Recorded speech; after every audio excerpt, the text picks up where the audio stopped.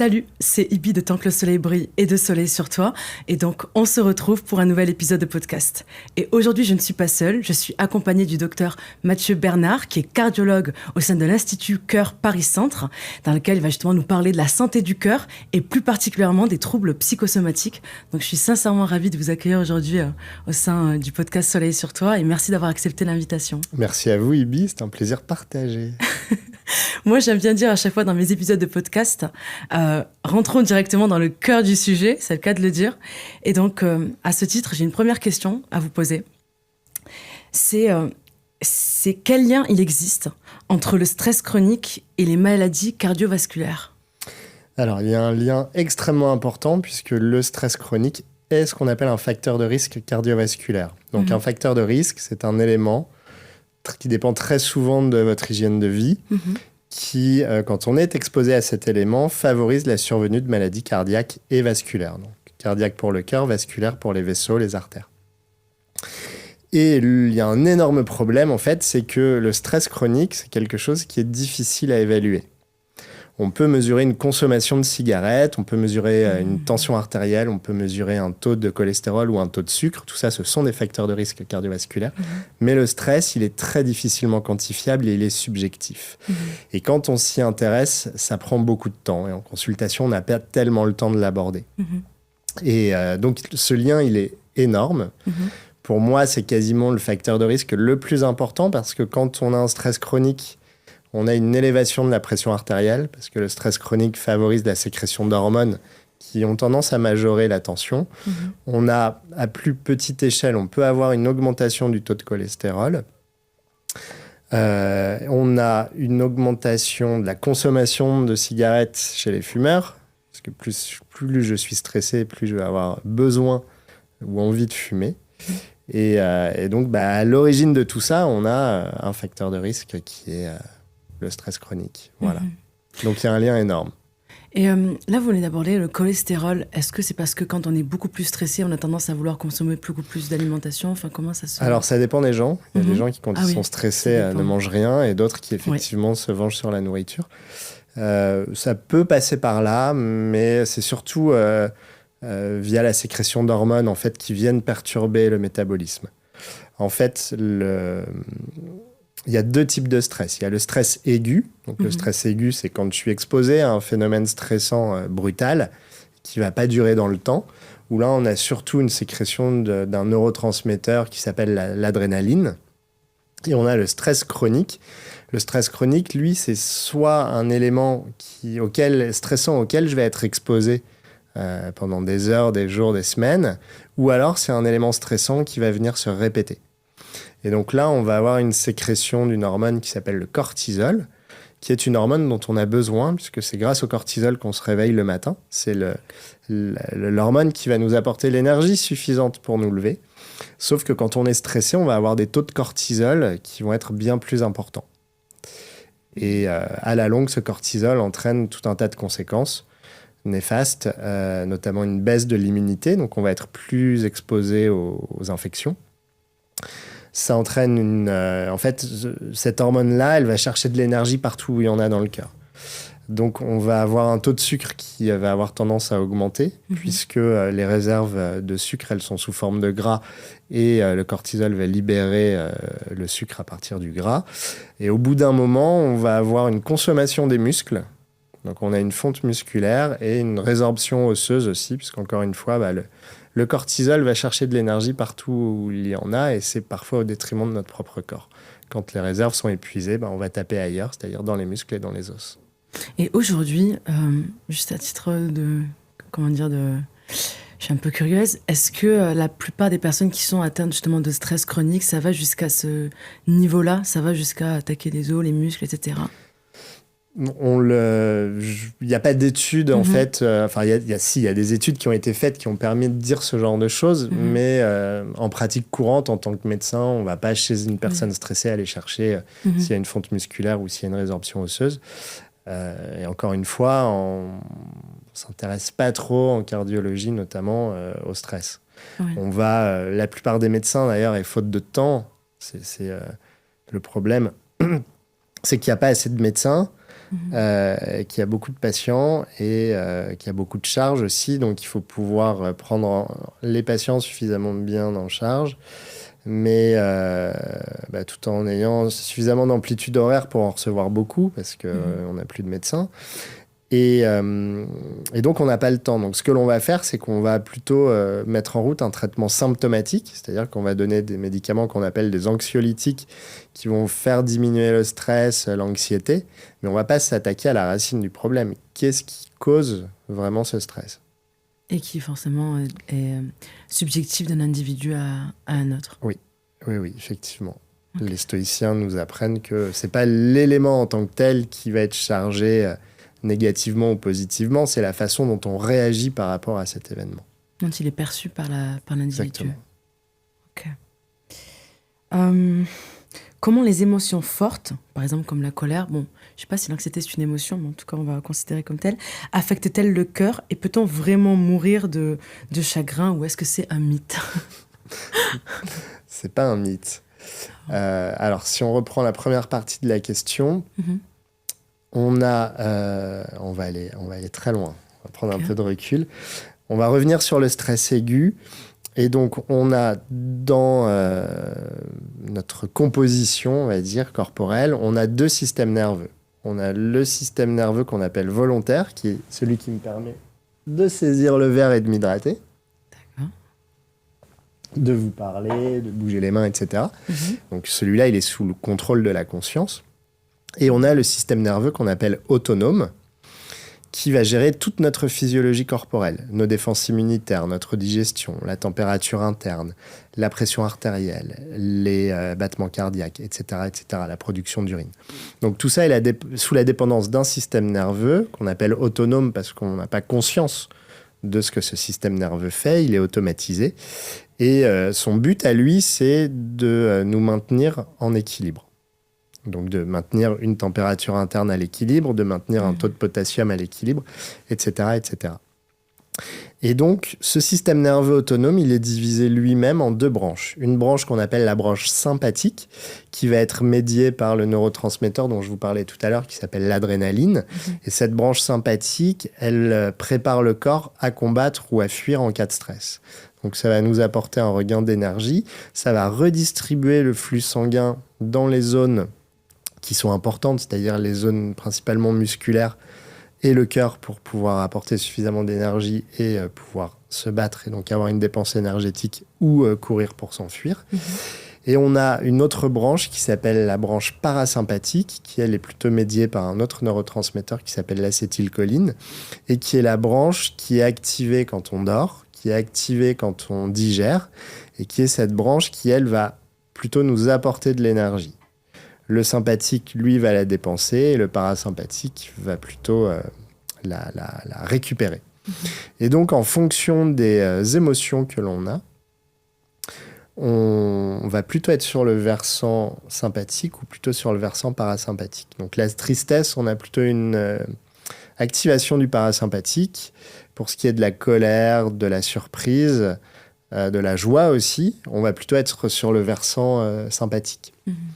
Et donc le parasympathique, lui, c'est vraiment le système qui nous calme. Donc c'est l'antithèse du stress. Mais quand il est trop stimulé, ça peut aboutir à ce qu'on appelle un malaise vagal. Donc on va avoir une diminution de la pression artérielle trop importante, un ralentissement de la fréquence cardiaque trop important et ça peut aller jusqu'à la perte de connaissance. Donc, si je suis en colère, je vais plutôt être sur le versant adrénergique, donc système sympathique, et plutôt dans un état de stress. Voilà. Donc ça, c'est la première partie de la question. La deuxième partie, peut-on mourir de chagrin ? Alors, la réponse est oui. C'est rare, mais ça peut arriver. On a là un phénomène qui s'appelle, une maladie, une entité qui s'appelle le Takotsubo. Ça, c'est son petit nom japonais. Takotsubo parce que c'est le nom d'un piège à poulpe japonais qui a une forme particulière et c'est une forme que prend le cœur et qu'on voit soit à l'IRM, soit à l'échographie quand survient ce Takotsubo. En fait, qu'est-ce qui se passe lorsque vous êtes soumis à un stress très brutal et surtout totalement inattendu, vous allez avoir une activation de ce système sympathique avec une libération d'adrénaline. Or, l'adrénaline, au bout d'une certaine quantité, elle est toxique pour le cœur. Et donc, ça va créer toute une cascade de phénomènes qui viennent simuler complètement l'infarctus du myocarde. Donc, l'infarctus du myocarde, c'est une artère du cœur qui se bouche. Et donc, il y a une zone du cœur qui n'est plus irriguée.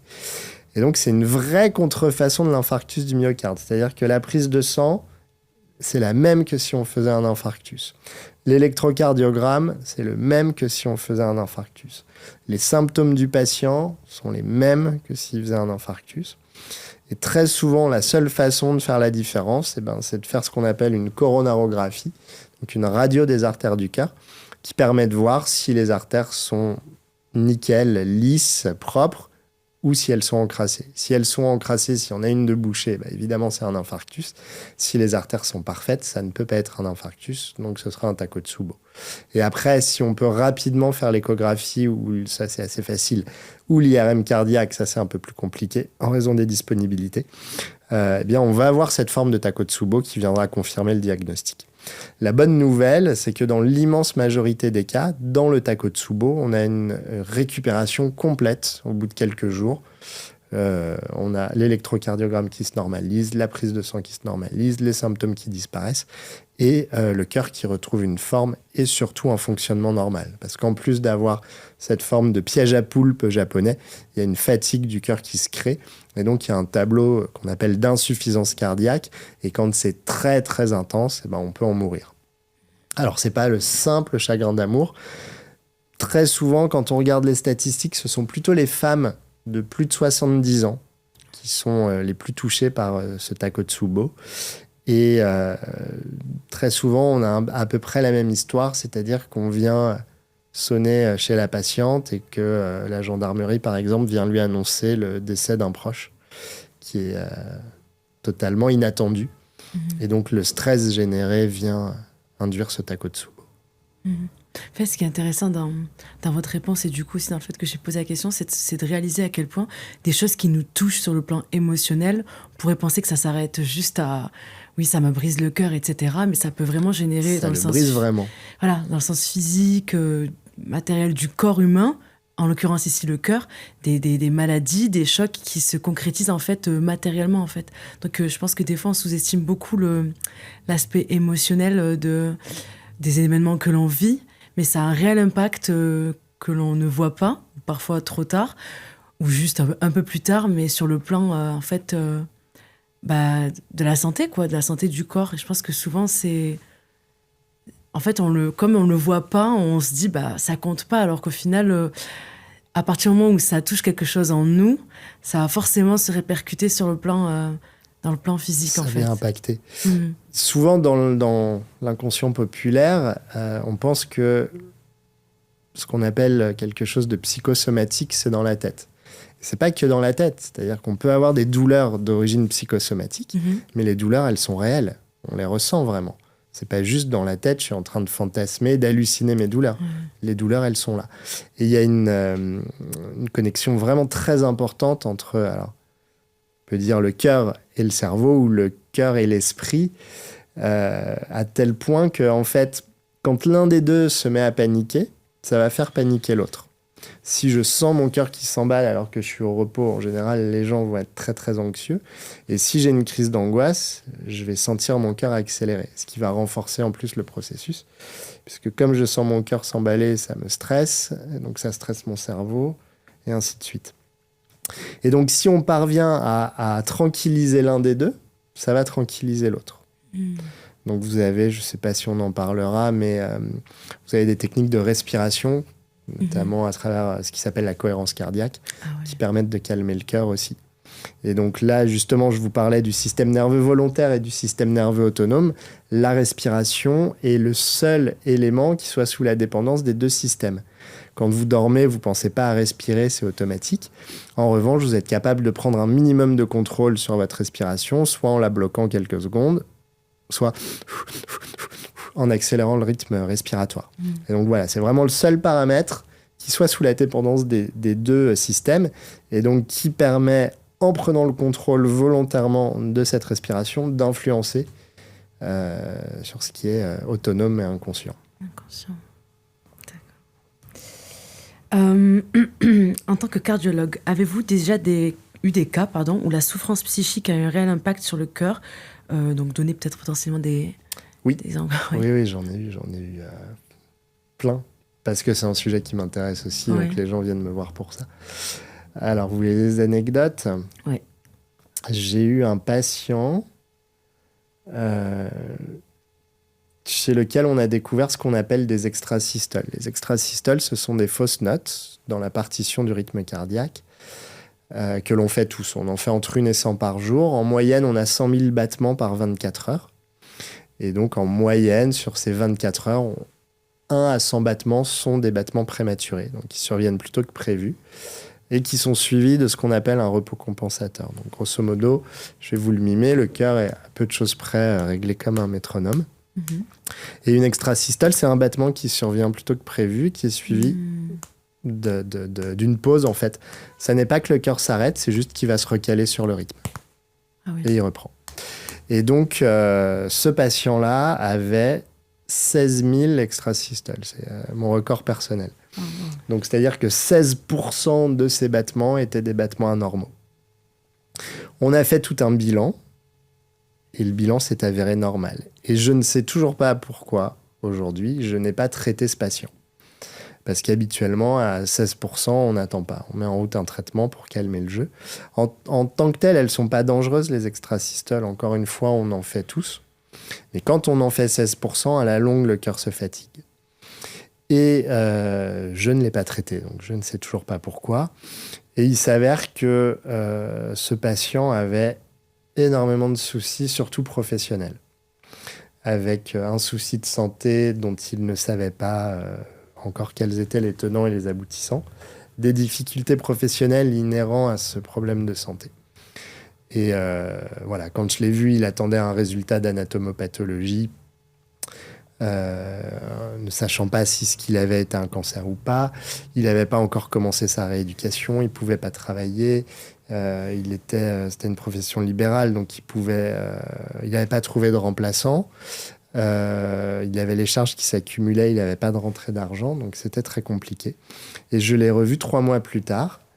Et 3 mois plus tard, il avait terminé sa rééducation, il avait les résultats de l'anatomopathologie qui étaient strictement normales, donc il n'y avait pas de cancer. Il avait trouvé un remplaçant dans l'intervalle et il avait repris le chemin du travail quand moi je l'ai revu. Et on a refait ce Holter ECG et on est passé de 16 000 sur 24 heures à 0. Quand je vous dis 0, c'est 0, c'est pas 2, 3. Et on avait fait tout le bilan qui était strictement normal. Et donc chez lui, vraiment, la seule chose qui pouvait impacter le cœur à ce point, c'était juste le stress qu'il éprouvait, auquel il était exposé. Et en faisant disparaître ce stress, tout est rentré dans l'ordre. Donc oui, il y a un réel impact de l'esprit et du stress sur le cœur. Après, qu'est-ce que je pourrais vous raconter ? J'ai un patient qui est venu me voir, qui avait fait un marathon, et quelques jours après le marathon, il a eu une douleur dans la poitrine. Il va aux urgences, ils lui font une prise de sang. Cette prise de sang, elle révèle un marqueur de souffrance cardiaque augmenté. Alors, je vous dis une bêtise, il n'avait pas fait de marathon, il avait fait un jeûne. Ah, okay. Un jeûne de 5 jours, et 2 jours plus tard, douleur dans la poitrine, urgence, élévation de ce marqueur de souffrance cardiaque, ce que l'on voit dans les infarctus. Il est hospitalisé dans un CHU. Là, il y a plein de professeurs qui tournent autour, qui veulent lui faire une coronarographie. Sauf que ce patient est quand même très jeune. Il est peu probable qu'il y ait une anomalie sur ses coronaires. Il peut y avoir ce qu'on appelle une anomalie de naissance. Donc, je ne sais plus comment ça se termine. Je crois qu'ils lui ont plutôt fait un scanner des coronaires. Peu importe. En tout cas, tout est normal. Et donc, il conclut à ce qu'on appelle une myocardite. La myocardite, c'est une inflammation du muscle cardiaque. C'est une espèce de grippe du cœur. Sauf que ça se voit à l'IRM. Ils lui font aussi l'IRM et l'IRM est normal. Donc, ça colle pas. Bon, peu importe. Il reste sur ce diagnostic de myocardite et pendant 2 mois, il a des palpitations qui font que c'était un patient sportif qui faisait de la course à pied. Il arrête complètement parce que ça le stresse. Et puis, les palpitations disparaissent. Et 1 an plus tard, quasiment à la date anniversaire, nouvelle douleur dans la poitrine. Donc là, il vient me consulter. Et je reprends le dossier et je vois cette histoire de jeûne et je lui dis, mais je vais me renseigner parce que je pense que le jeûne, ça peut entraîner une élévation de ce marqueur de souffrance cardiaque. Si vous aviez fait un marathon, tous les marathoniens, c'est un telle souffrance pour l'organisme qu'il y a une élévation de ce marqueur. Donc je lui ai dit, si vous aviez fait un marathon 2 jours avant, on ne se serait pas posé la question. Donc je vais me renseigner et je vérifie effectivement le jeûne. Alors, soi-disant, ça avait été évoqué au CHU, il n'y croyait pas. Et le jeûne augmente ce marqueur de souffrance cardiaque. Et donc je lui dis, mais en fait, s'il n'y avait jamais eu de myocardite, si c'était simplement ce jeûne qui avait entraîné une élévation de ce marqueur de souffrance. Et il me dit, je serais le plus heureux des hommes. Et donc, là, j'ai utilisé un outil auquel je suis formé qui s'appelle les stimulations bilatérales alternées, qui permet de faire ce qu'on appelle une désensibilisation. Donc, c'est une technique empreinte d'hypnose.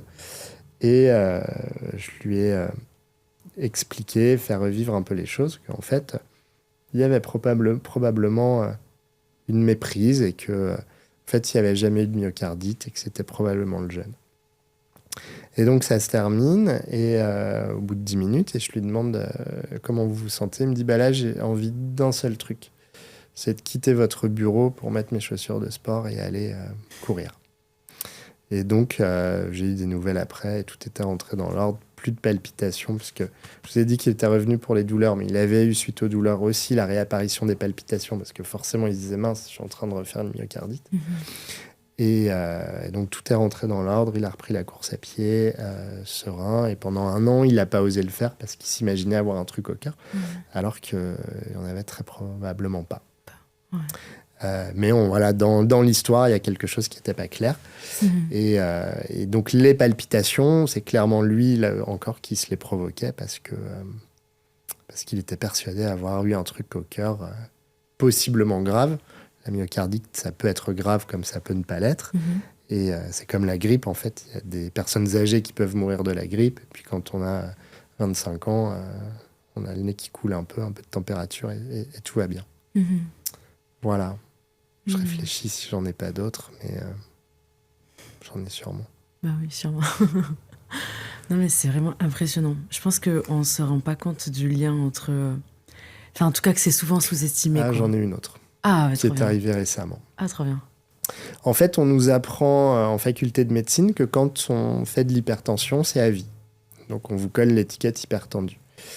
Et c'est vrai dans certains cas, mais je pense que dans certains autres cas, on peut, dans une difficulté, à un moment douloureux de sa vie, on peut avoir une élévation de tension liée au stress et on peut avoir besoin d'une béquille, d'un traitement. Mais en fait, si la situation s'améliore, on peut ne plus avoir besoin de traitement. Et donc, je le teste avec les patients pour lesquels je pense qu'on est dans ce cas de figure-là. Donc, on arrête le traitement, on surveille la tension. Parfois, j'ai raison. Ils prennent plus de traitement, la tension est normale. Et parfois, je me trompe, ils en ont besoin, la tension réaugmente. Donc, on reprend un traitement. Là, c'était le premier cas de figure. Et la patiente donc, était suivie par un médecin qui prend sa retraite. Et elle va avoir pour la première fois un nouveau médecin. Et comme c'est la première fois, elle est un petit peu stressée. Donc, la tension, elle est un petit peu haute. Sauf qu'on ne diagnostique pas une hypertension artérielle sur une seule mesure. C'est pour ça qu'on demande aux patients de faire ce qu'on appelle des automesures, donc de prendre les mesures de tension chez eux, ce qui reflète plus la réalité que dans un cabinet de médecin après avoir patienté plusieurs minutes en salle d'attente avec la chaleur, le stress, etc. Et donc là, une seule mesure et tension élevée. Et donc, la patiente lui raconte que son cardiologue, en l'occurrence moi, a arrêté son traitement antihypertenseur parce qu'elle n'avait plus de tension. Et donc, le médecin lui dit « Mais non, c'est pas possible, ça. Ça n'existe pas. Si vous avez de la tension, vous en aurez pour toujours. Donc, je vous represcris le traitement. » Et 3 jours plus tard, je vois la patiente qui a trouvé un créneau qui s'était annulé. Donc, elle arrive et elle me raconte l'histoire. Et elle me dit « Mais docteur, je n'ai pas pris son traitement. » Je lui dis « D'accord. Et votre tension à la maison, elle est comment ?»« Ah elle est parfaite. » mais sous l'influence du médecin, elle l'a suffisamment stressée pour venir me voir. Elle m'a dit clairement, je viens vous voir pour que vous me rassuriez. Et donc, en tant que médecin, on a un vrai pouvoir à travers un levier d'influence qui s'appelle l'autorité. Je ne sais pas si vous avez lu le magnifique livre de Cialdini qui s'appelle « Influence et persuasion ». Ah oui, je connais. Je ne l'ai pas terminé. Il faut. Et donc, vous avez les différents leviers d'influence qu'on peut trouver dans toute relation, en fait. Mais dans une relation médicale, il y a l'autorité médicale qui fait que les patients vont être plus sous l'influence que si c'était sans la blouse blanche et dans une discussion comme celle qu'on peut avoir en ce moment. Et donc, il faut qu'on fasse très attention aux mots qu'on emploie. Parce que quand les patients arrivent dans un état de stress, en fait, ils ont du mal à conscientiser les choses, à avoir une approche rationnelle. Et donc, les mots que vous pouvez dire peuvent passer et être pris pour argent comptant, alors que, en fait, parfois, ça ne concerne pas le patient. C'est-à-dire que quelqu'un qui vient aux urgences, qui est stressé parce qu'il s'est fait une entorse de cheville et qui va entendre deux radiologues discuter en disant « Ah, t'as vu le mec, là, à 50 ans, on lui trouve un cancer du poumon, etc. » Eh bien, si le patient est vraiment stressé, il peut intégrer la chose comme si c'était de lui qu'on parlait. Et s'imaginer qu'il a un cancer du poumon, simplement parce qu'il a entendu deux médecins en discuter et qu'il perd toute analyse critique et rationnelle, en fait. Donc, on doit être, en tant que soignant, extrêmement prudent sur notre vocabulaire et la façon dont on parle aux patients. Puis, pour revenir sur ce point, c'est vrai qu'en général, quand on n'est pas médecin ou qu'on n'a pas fait d'études de médecine, on n'est pas dedans, c'est tellement un sujet qui paraît compliqué où pratiquement très peu de gens ont des connaissances qu'il y a une délégation qui est totalement... qui est totale, en fait, sur le sujet, peu importe la thématique. Mais... Alors, c'est vrai pour les patients qui sont assez âgés. Avec Internet, maintenant, ça a tendance à être un peu moins vrai. Après, tout dépend du rapport de confiance que le praticien va pouvoir instaurer avec son patient. Mais c'est vrai que ça doit monter le stress de pas mal de personnes parce qu'on peut faire des recherches par soi-même, puis venir... confirmer, voir si le médecin... si vous commencez à taper vos symptômes sur Google, vous êtes mort 15 fois avant de trouver un rendez-vous chez un médecin, hein, c'est sûr. C'est ça. Il y a eu tellement d'amis faire ça, c'est aberrant. Comment faire la différence entre une douleur cardiaque réelle et une douleur liée à l'angoisse ou à la panique? Il faut aller chez le cardiologue. Ouais. Forcément. Il vaut mieux aller chez le médecin, alors pas forcément chez le cardiologue, mais il vaut mieux aller chez le médecin pour rien plutôt que ne pas y aller et passer à côté de quelque chose. Donc moi, quand j'étais interne, j'avais vu un pompier qui savait que quand on faisait un infarctus, on pouvait avoir mal dans le bras gauche et la mâchoire. Et lui, il avait le mal dans le bras droit. Et donc, il ne s'est pas inquiété. Sauf qu'il a vraiment fait son infarctus. Donc, la douleur aurait dû le pousser à consulter, mais à juste titre, hein, on apprend dans les livres que c'est bras gauche et mâchoire et pas bras droit. Et pourquoi lui, il a eu mal dans le bras droit et c'était bien un infarctus. Donc, on consulte au moindre doute et tant pis si on consulte pour des prunes parce qu'on va consulter cette fois-là et si le médecin fait bien son travail, il va rassurer le patient. Moi, je suis satisfait de mon travail quand le patient que je reçois repart moins stressé qu'il ne l'était en arrivant. Mais il y a des patients qui repartent plus stressés. Donc là, il y a des questions à se poser. Je comprends. Donc, on a un petit peu abordé, mais je vais quand même poser la question. Quelle place accorde-t-on aujourd'hui à la dimension psychosomatique dans la cardiologie ? À mon sens, pas assez. Je vais me faire des ennemis chez les cardiologues, hein, avec vos questions. Moi, on me qualifie un peu d'ovni dans le microcosme cardiologique parce que, justement, je me suis intéressé à l'hypnose, à la cohérence cardiaque, à la relation, en fait, entre un patient et un praticien, un thérapeute, un médecin, un soignant. Et en fait, il y a très très peu de place. En plus, d'une part, on est... pour les médecins qui sont spécialistes, ils sont vraiment spécialistes de l'organe. Et maintenant, il y a tellement d'avancées, tellement de progrès que on devient spécialiste d'un petit bout de l'organe. Et donc, on ne regarde pas le reste. Et il faut savoir prendre un petit peu de recul, mais encore une fois, on n'a pas suffisamment de temps pour prendre en charge sérieusement le stress, l'anxiété. Il faut du temps. Et les médecins n'ont pas de temps. Et donc, c'est pour ça que vous avez beaucoup de gens qui se sont mis dans la relation d'aide, notamment en hypnothérapie, avec beaucoup de patients qui consultent parce qu'ils ont besoin d'un espace où on peut les écouter sans être jugé par la personne qui est en face de vous. Et en fait, maintenant, on a tellement d'injonctions aussi, tellement de... c'est les FOMO, les Fear of Missing Out, tellement de stress, tellement de notifications. Alors, je ne sais pas où c'est sourcé, mais j'avais lu à plusieurs reprises que on reçoit en une journée, avec nos smartphones, avec la vie qu'on a, plus de stimulation qu'un homme vivant au Moyen-Âge sur l'ensemble de sa vie. Vous avez une durée de vie de 30 ans, mais une espérance de vie de 30 ans, mais les chiffres sont probablement erronés, mais en tout cas, il est certain qu'on est surstimulé.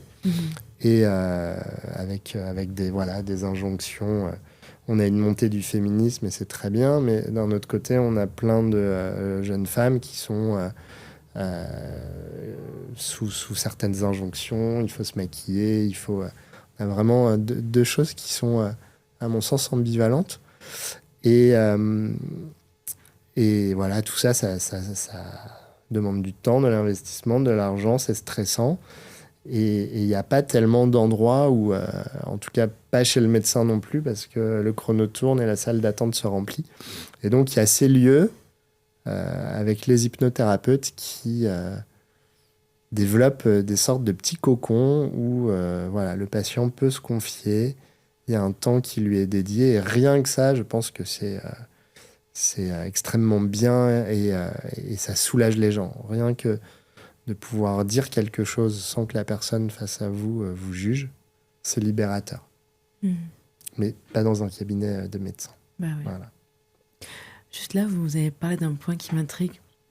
La surstimulation, le fait d'être constamment dans une notification, on est concentré sur une tâche, et puis bam, je suis coupé dans mon élan, et puis en plus des fois il y a un petit sursaut parce que la notif a fait un bruit, du coup je suis dans mon petit cocon et soudain je ne le suis plus, etc.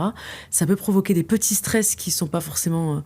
on va pas perdre connaître. Alors ça, c'est typiquement un stress chronique en fait. Ah oui. Le fait d'avoir une échéance pour un rendu de dossier, d'analyse, que sais-je, le fait de recevoir un mail à 23h, plus toutes les notifications, c'est on vient vous stimuler.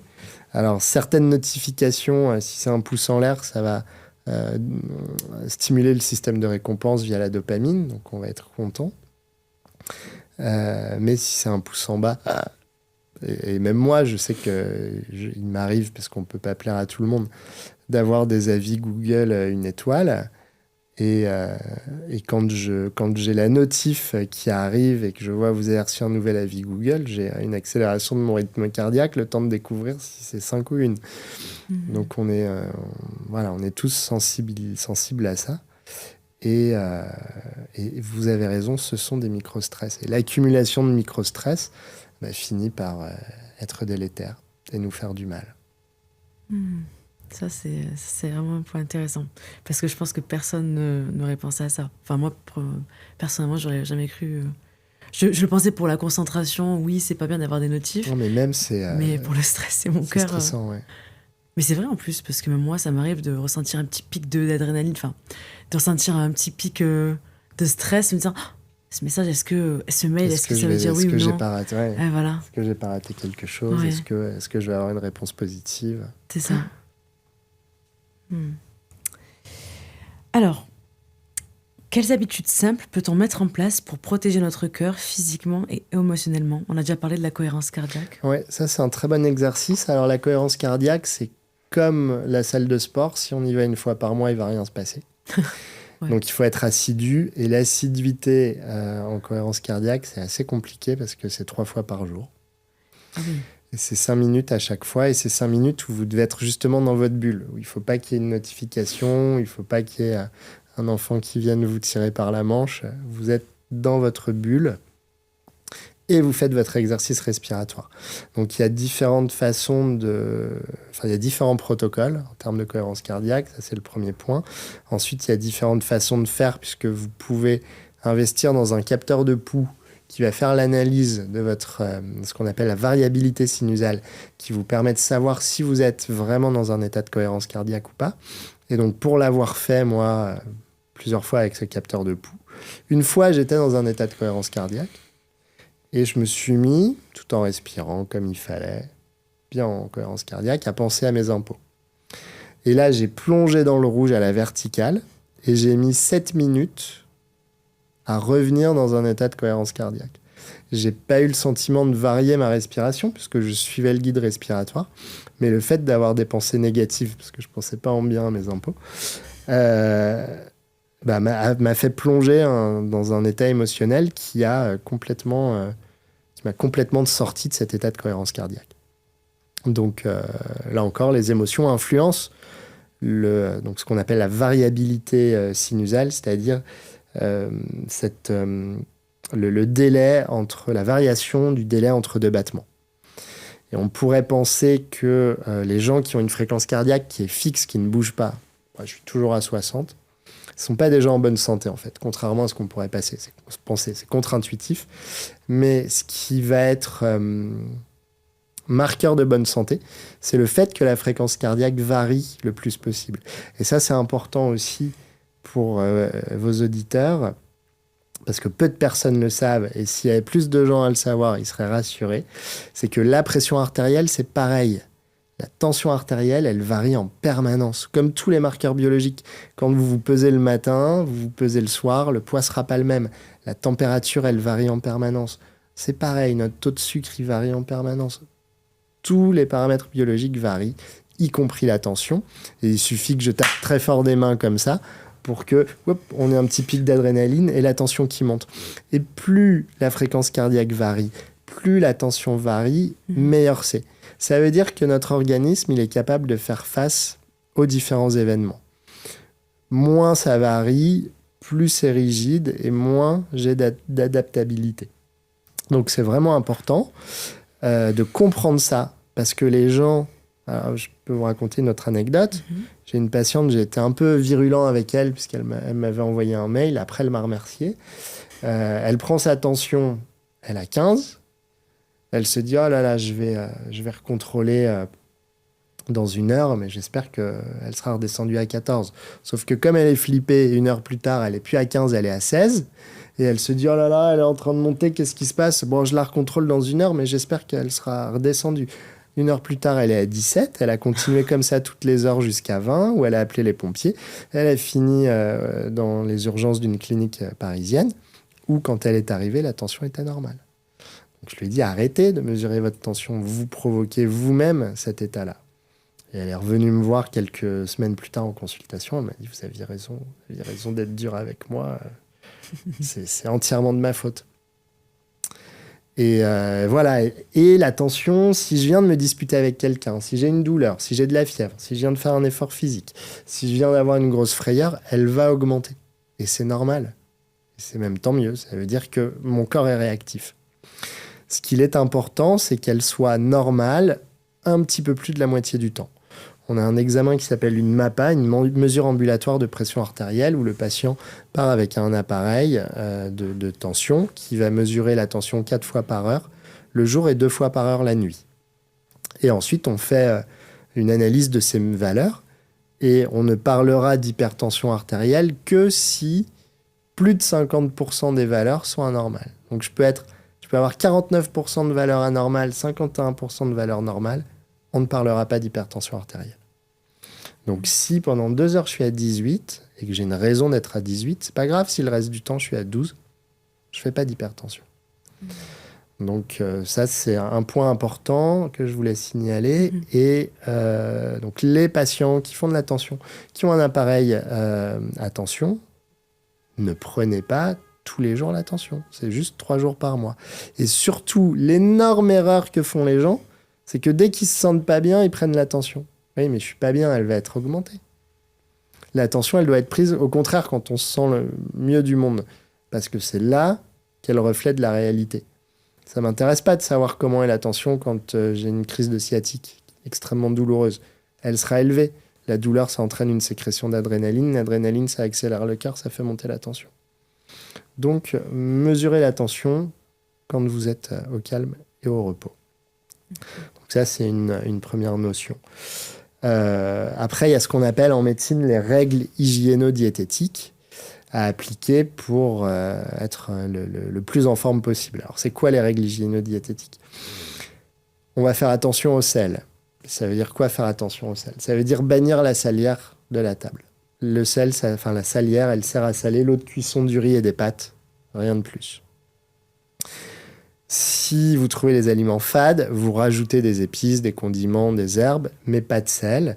Le sel, c'était utilisé historiquement comme conservateur. Sauf que depuis Pasteur et Picard, on n'a plus tellement besoin de conservateurs. Et c'est devenu un exhausteur de goût. C'est-à-dire quelque chose qui va donner du goût aux aliments pour nous permettre de nous faire manger n'importe quoi. Donc tout ce qui est plat préparé, plat transformé, c'est bourré de sel. Vous prenez des légumes en conserve, c'est très bon. Vous prenez des légumes congelés, c'est très bon. Mais vous prenez un petit salé aux lentilles en conserve, c'est bourré de sel. Vous prenez une quiche Lorraine surgelée, c'est bourré de sel, c'est pareil. Donc vraiment, pour mettre toutes les chances de son côté, il faut manger le plus frais et le plus varié possible et cuisiner soi-même. Ça coûte plus cher, effectivement, mais c'est aussi le garant de notre santé. Donc le sel, vous l'avez aussi donc, dans le fromage et la charcuterie. Alors attention, j'interdis pas de manger du fromage et de la charcuterie, mais pas à tous les repas. C'est ça le secret, en fait. Il faut vraiment varier ses plats, ses aliments, un peu de charcuterie, un peu de fromage, mais pas tous les jours. Gâteau sec, gâteau apéritif, viennoiserie, c'est pareil, c'est bourré de sel. Attention, pas trop d'alcool, ça fait monter la tension. Ensuite, dans les règles hygiéno-diététiques, donc des fruits et des légumes, évidemment. Encore une fois, on prend les aliments de base et on va les cuisiner soi-même sans prendre des produits avec des additifs, des conservateurs. Et ensuite, on a l'activité physique. Et donc, pour prendre soin de son cœur, là aussi, je précise, la marche, c'est super bien la marche. 10 000 pas par jour, c'est excellent. Mais pour le cœur, c'est peanuts. C'est comme si on faisait rien. Si vous voulez stimuler le cœur, ça va être vraiment de l'exercice cardio. L'exercice cardio, c'est au minimum de la marche rapide. La marche rapide, c'est entre 6 et 8 km par heure. On parle bien de vitesse et pas de distance. Et vous pouvez faire 20 km par jour si vous marchez à 4 km/h. Pour le cœur, c'est comme si vous n'aviez rien fait. Donc, en plus de la marche rapide, vous pouvez faire de la course à pied, du vélo, de la natation, de l'elliptique, du rameur. Voilà, tout ça, ce sont des exercices cardio. Je pourrais vous donner un protocole très simple pour les gens qui veulent commencer, parce que le problème, c'est que les gens se disent « Ah, je vais commencer, allez, je me mets au footing, je commence doucement, je fais 15 minutes. » Et en fait, au bout de 5 minutes, ils sont « J'arrête, je raccroche les chaussures. » Parce que c'est trop. Il faut commencer par alterner. Donc, si on prend l'exemple de la course à pied, vous faites 1 minute de course, à un rythme assez tranquille au départ, et vous marchez 1 minute. Ou vous vous arrêtez si vraiment la minute de course vous a fatigué. Et vous faites ça 3 fois. 1 minute de course, 1 minute de marche, 1 minute de course, 1 minute de marche, 1 minute de course, 1 minute de marche. Et vous rentrez chez vous. Ça, c'est le premier jour. Le lendemain, on fait la même chose, 4 intervalles. Et chaque jour, et c'est vraiment à chaque fois, c'est sur 15 jours le protocole, c'est pas sur un mois. Donc tous les jours, on augmente d'un intervalle jusqu'au 7e jour. Le 7e jour, on fait une pause. Le 8e jour où on reprend, on est à 9 intervalles. Toujours 1 minute de course, 1 minute de marche, 1 minute de course, 1 minute de marche. Jusqu'au 14e jour, là on est à 15 intervalles. Donc toujours 15 fois 1 minute de course, 1 minute de marche. Et ça n'est que le 15e jour où là vous allez faire votre première sortie de 15 minutes d'affilée. Et là vous avez préparé les muscles, les articulations, les poumons, le cœur à un exercice de 15 minutes. Ensuite, vous passez à 20 minutes et vous faites minimum 2 séances par semaine d'au moins 20 minutes. Parce que si vous ne faites qu'une seule séance par semaine, le cœur va perdre tout le bénéfice. Or, vous allez vous sentir mieux au niveau pulmonaire, articulaire, musculaire. Donc, vous allez avoir tendance soit à augmenter l'intensité, soit à augmenter la durée. Mais pour le cœur, c'est comme s'il repartait de zéro à chaque fois. Donc, minimum 2 fois par semaine. Et au bout d'1 mois et demi à ce tarif-là, vous allez commencer à introduire du fractionné. Le fractionné, vous avez, à mon sens, le meilleur ratio temps, investissement, efficacité, qui est la méthode Tabata. Donc c'est un peu la même chose que le protocole dont je vous ai parlé au début, sauf que la méthode Tabata, c'est à fond. Et à la fin des 4 minutes, puisque ça ne prend que 4 minutes, vous êtes comme ça. Et donc là, c'est 20 secondes à fond, 10 secondes de récup. Donc si c'est à vélo, c'est 20 secondes vraiment à fond. Course à pied, vous donnez tout, 20 secondes, 10 secondes, 20 secondes, 10 secondes. Vous faites ça 8 fois, ça prend 4 minutes. Et vous intégrez ça 1 fois par semaine à peu près. Et les 2 autres fois, vous faites du fond tranquillement. Voilà, ça c'est ce qu'il y a de mieux pour prendre soin de son cœur.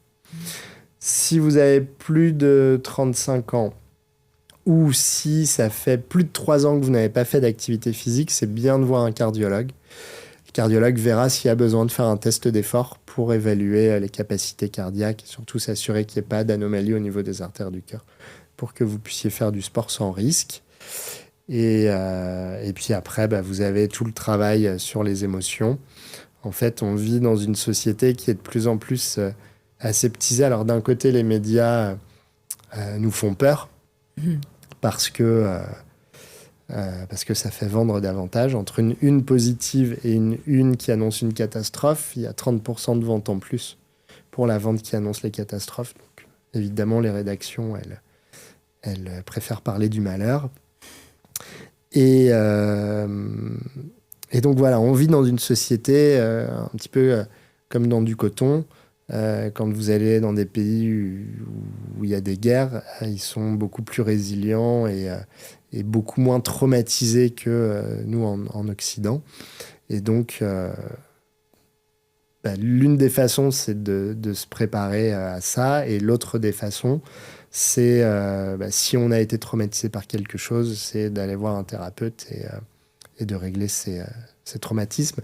Puisqu'encore une fois, le traumatisme, c'est la façon dont je vais réagir face au traumatisme, enfin face à l'événement traumatique, à quel point cet événement va m'impacter. Et tout le travail en thérapie, c'est de se dire, OK, il y a eu cet événement, je ne peux pas l'effacer. Maintenant, qu'est-ce que je peux tirer comme enseignement de cet événement pour continuer à vivre ? Voilà, mais là, on sort du registre de la cardiologie pour aller vers mon autre dada.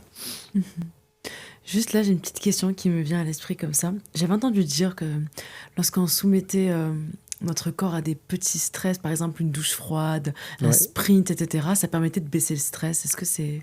Alors, oui, c'est vrai. Okay. L'exercice physique permet d'évacuer le stress de toute façon. Puisque quand je suis stressé, mon corps va m'apporter énormément d'énergie. Et cette énergie, il faut que je l'évacue. En fait, notre système de réponse au stress, il n'est pas adapté à 2025. On l'a hérité de nos ancêtres chasseurs-cueilleurs, où on avait des réserves de nourriture qui s'épuisaient, et donc il était le temps d'aller chasser. Mais quand j'allais chasser le troupeau de rennes ou le mammouth, j'étais pas sûr de revenir vivant. C'était un vrai exercice physique, et je partais le ventre vide en plus. Donc j'avais intérêt à rapporter de la nourriture. Donc c'était un véritable stress que je vivais, mais je me dépensais physiquement pour évacuer ce stress. Maintenant, on va pas chasser, on se lève du canapé et on va ouvrir la porte du frigo. Et donc le problème dans notre société, c'est qu'on est soumis à plein de stress, et donc on va avoir une accumulation d'énergie, et on n'évacue pas cette énergie. Et donc si on l'évacue pas, elle va nous bouffer de l'intérieur. Et donc, l'activité physique, ça, c'est une bonne façon pour évacuer le stress. Il y a des gens qui ont vraiment besoin de faire de l'activité physique pour se sentir bien. Et qu'est-ce que je voulais vous dire d'autre ? Alors, sur les douches froides, c'est aussi une façon en fait, c'est un élément agresseur, la douche froide. Et donc là, vous ne pouvez pas négocier. Moi, je me souviens, je ne sais pas si vous connaissez la méthode Wim Hof. Donc Wim Hof, rapidement, c'est un Hollandais qui a développé une technique de lutte contre le stress qui est basée sur 3 piliers. Le premier, c'est la méditation, mais il n'en parle jamais. Le deuxième, c'est l'exposition au froid. Et le troisième, c'est des exercices respiratoires où vous devez vous mettre dans un état de stress et maintenir une apnée la plus longue possible. Et donc moi, j'ai fait cette méthode Wim Hof. J'ai fait un micro-stage où le climax, c'était de se plonger dans une baignoire de glaçons. Dans une petite piscine gonflable de glaçons. Et donc, il y a tout un décorum autour avec ces fameux exercices respiratoires pour se gonfler en adrénaline, justement, et pouvoir affronter ce froid. Mais je reste persuadé que le seul truc qui m'ait fait aller au fond de cette piscine, c'est la pression sociale. Je ne pouvais pas être la seule personne de ce stage à ne pas faire trempette dans la piscine de glace et pas les exercices respiratoires que j'avais fait avant. Bref, donc je suis breton. À l'issue de ces techniques que j'utilisais, je suis allé me baigner en mars dans l'Atlantique. Et en fait, il y a une espèce de négociation qui se fait entre vous et votre cerveau. Où vous trempez un pied, le cerveau dit non mais elle est trop froide, là tu vas pas y aller. Et puis en fait, si on réussit à avoir la force de continuer, il y a une négo en cours jusqu'à ce que l'eau arrive là. Et quand l'eau arrive là, le cerveau il dit ok, tu veux y aller, on y va. Et là, on va avoir un phénomène d'adaptation. Mais pour s'adapter, il faut dépenser de l'énergie et cette dépense énergétique, elle permet d'évacuer le stress. Donc ouais, ce sont des super techniques. Alors, on commencera par mettre un petit peu d'eau fraîche sur les jambes et puis progressivement, on va monter sur les cuisses, etc.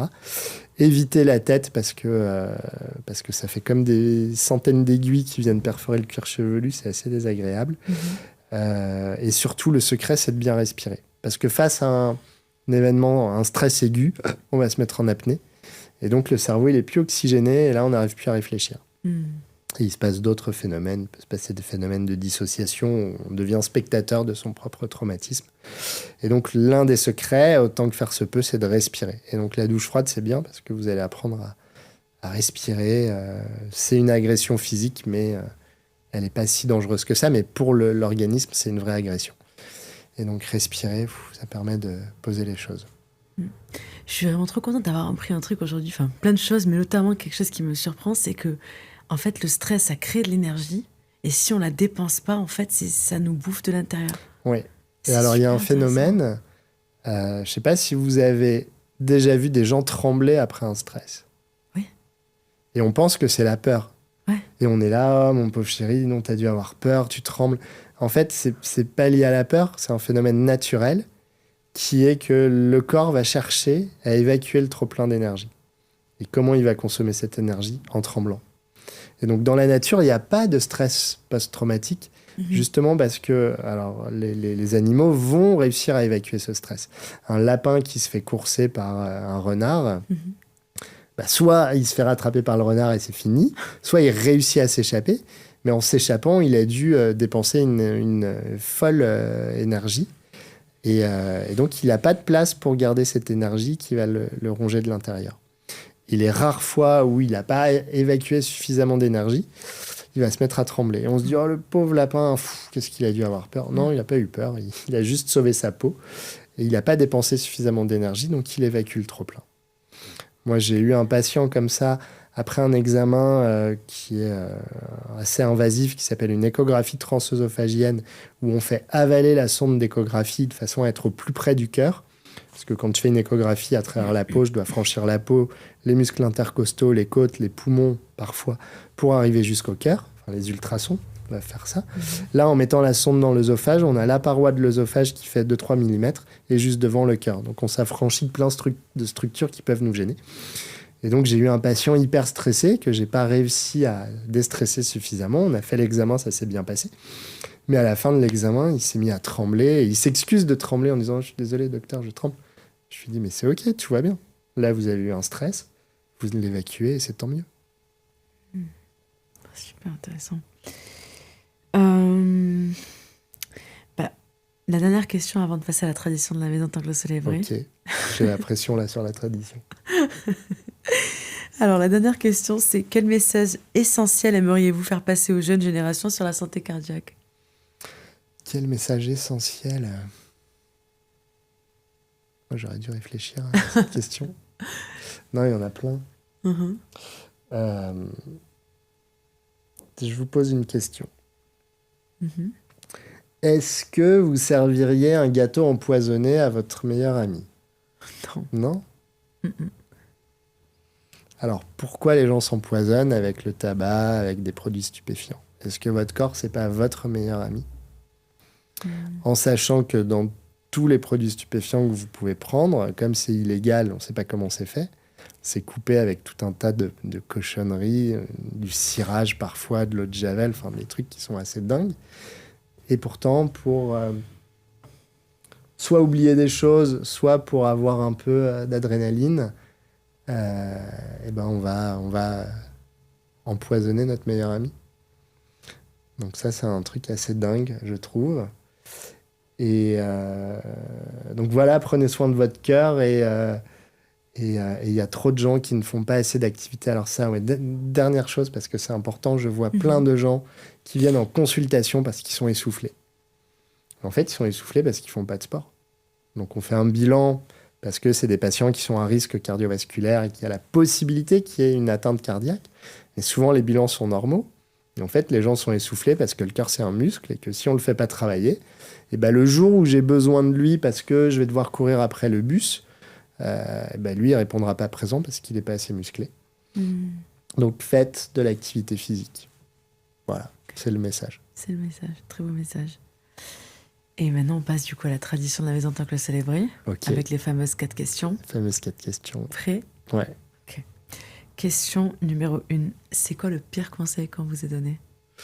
Alors, bon, j'ai eu les 4 questions avant, donc j'y ai réfléchi. Je pense que le pire conseil, c'est mes parents. En fait, j'avais un très bon ami que je vois une fois tous les 2 ans et qui arrive là demain soir. J'avais un très bon ami, qui est toujours un très bon ami, donc.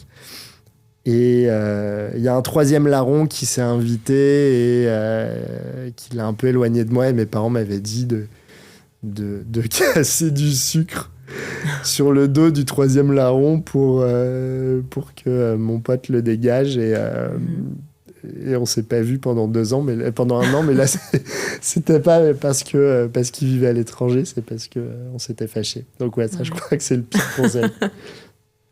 Très bien. Le meilleur conseil qu'on vous ait donné ?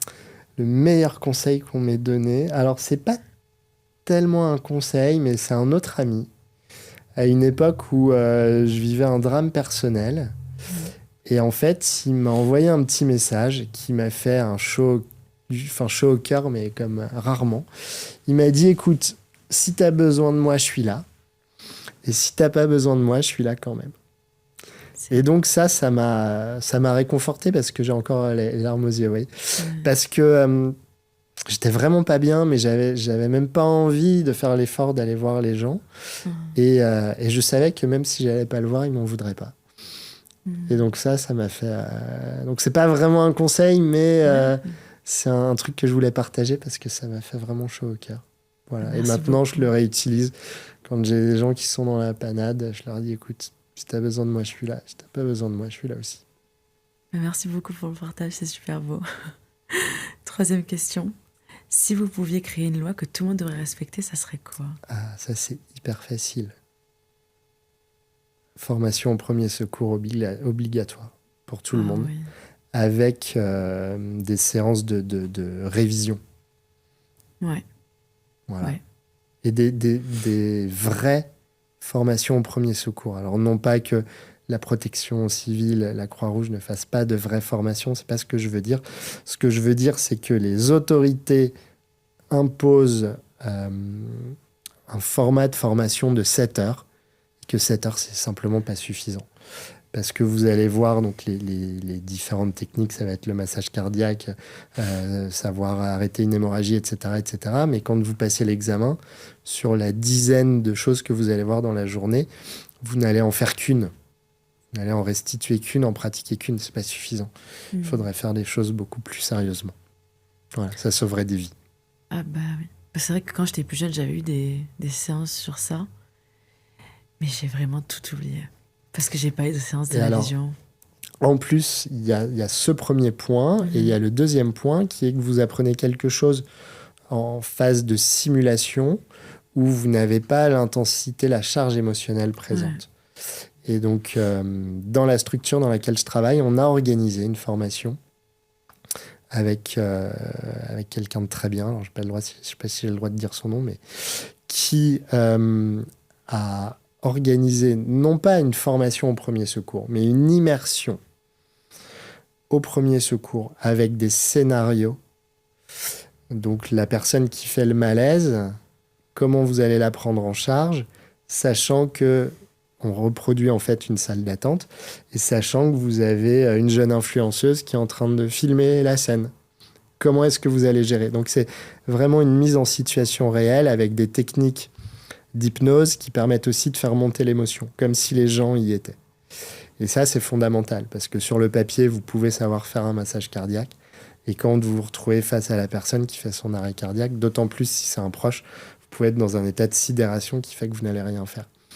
Et donc, ces méthodes d'immersion, vraiment, elles permettent de voir de quoi on est capable et de savoir sur quoi on doit travailler si on a failli à faire quelque chose. Donc à l'Institut Cœur Paris-Centre. Exactement.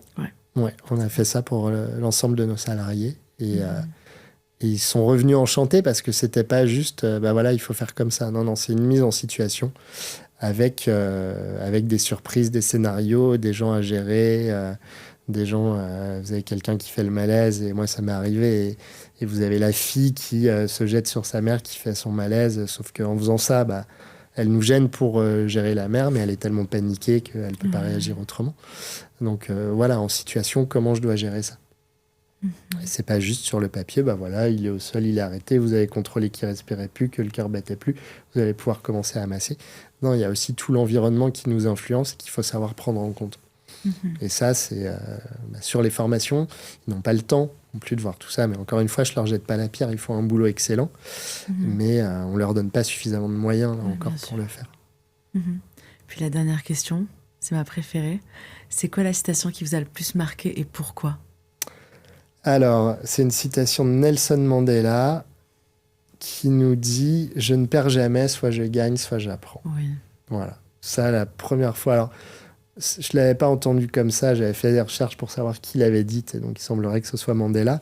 Moi, on m'avait dit « Parfois je gagne, parfois j'apprends », mais celle de Nelson Mandela, elle est encore mieux. Et j'ai appris ça en hypnose, et ça m'a permis de changer complètement de point de vue sur des tas de choses. Et en fait, l'échec fait partie de l'apprentissage. Il semblerait que quand un enfant apprend à marcher, il tombe 1800 fois en moyenne. Oui, quand même. Et ouais. Et alors que nous, face à un seul échec, après, une fois qu'on a grandi, on peut ne pas s'en relever.